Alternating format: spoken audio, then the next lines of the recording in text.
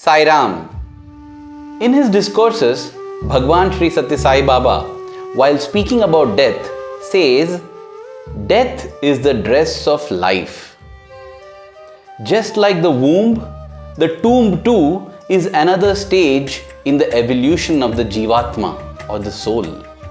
And therefore, just as one need not celebrate the birth of a child, one need not mourn the death of a being." Death is enigmatic and fantastic. It arouses fear and awe at the same time. It is said that the manner in which a person dies is an indicator of the kind of life the person has lived. All of us, at least me, would love to lead a life that is as per Swami's teachings, as per Swami's injunctions. And therefore, many times I have wondered, what would be the ideal way to pass on? What is the ideal death? As I pondered on this question, I came across two examples. One, an inspiring story that I heard. The other is a personal example that I witnessed with my very own eyes in the physical presence of Bhagwan Sri Sathya Sai Baba.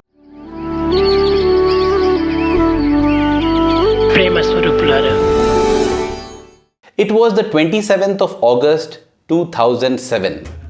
It was the beginning of the Onam celebrations. Onam is the most important festival in the Indian state of Kerala. And so, on that day, in the morning, the Sai Kulwant Hall was full with devotees from Kerala. There was an elaborate procession. There was so many programs planned for 3 days.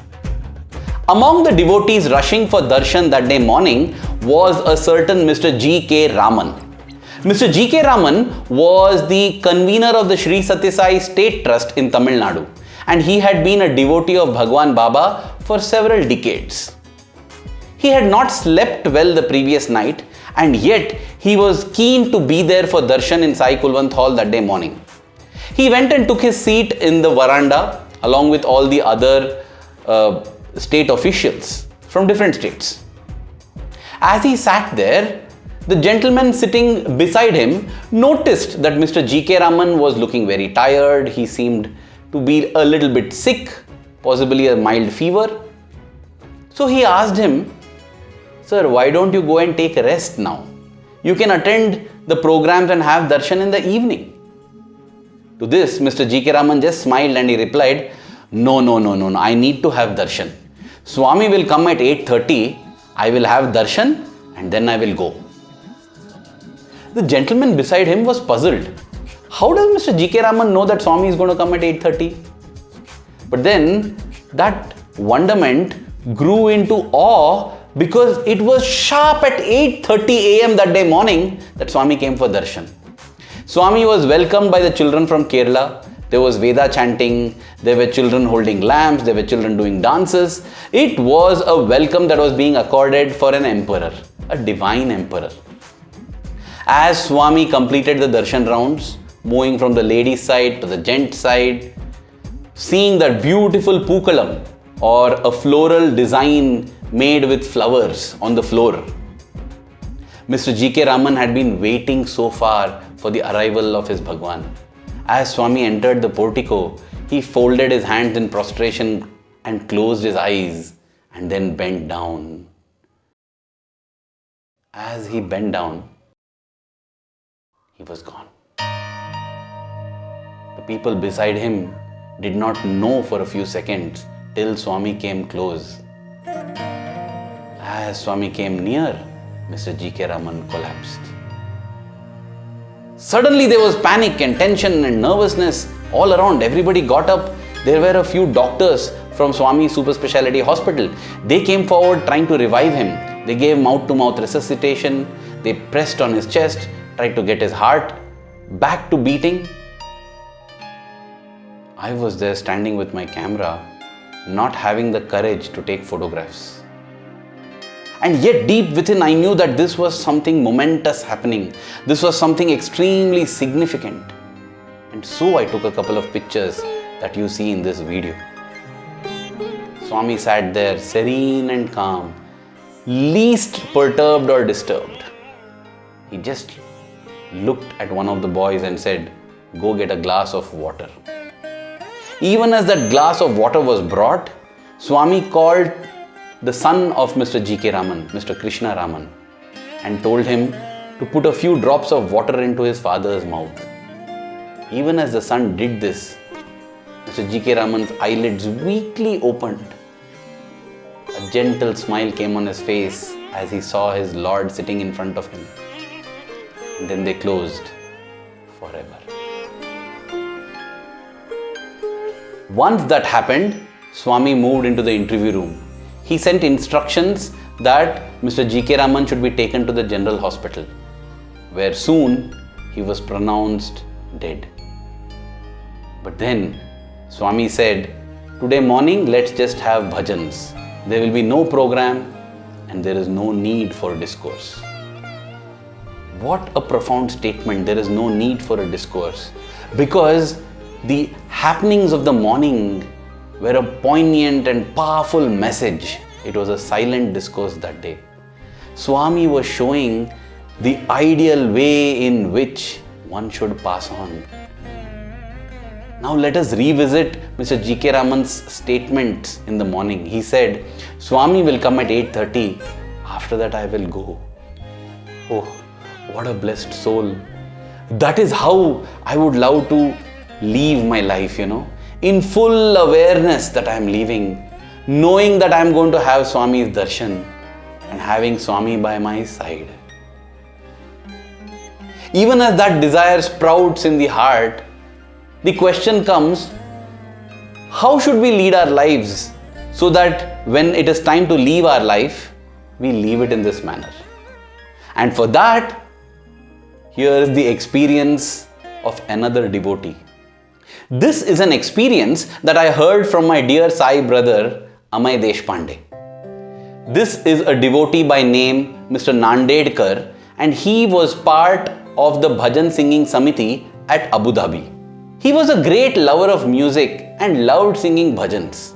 When he got to know Swami in 1995, he was thrilled beyond measure because here was a God who loved to listen to bhajans, and his way of sadhana was bhajans.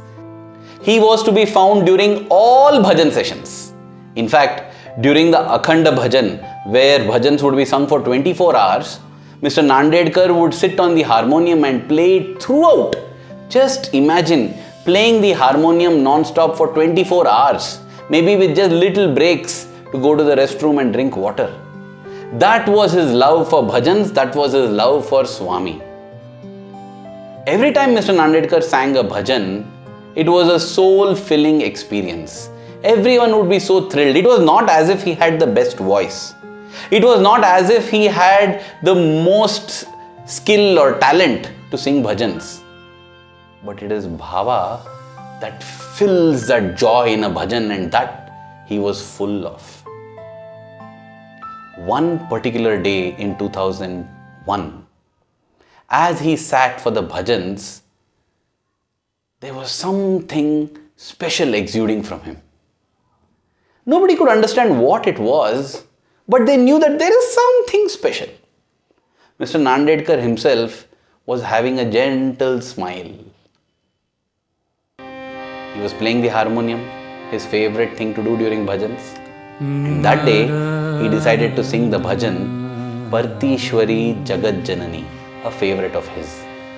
Parthishwari Jagat Janani. That was a bhajan that was closest to his heart. Jaya Jaya Jaya He Sai Janani. Jaya Jaya. Every time that he would sing this bhajan, not just him, but people all around too would be moved to tears. Jagat Janani. Veda Kalamai Devi Bhavani. As I stated earlier, that day his singing seemed to have some additional magic in it. Nada Vidyamai Narayani.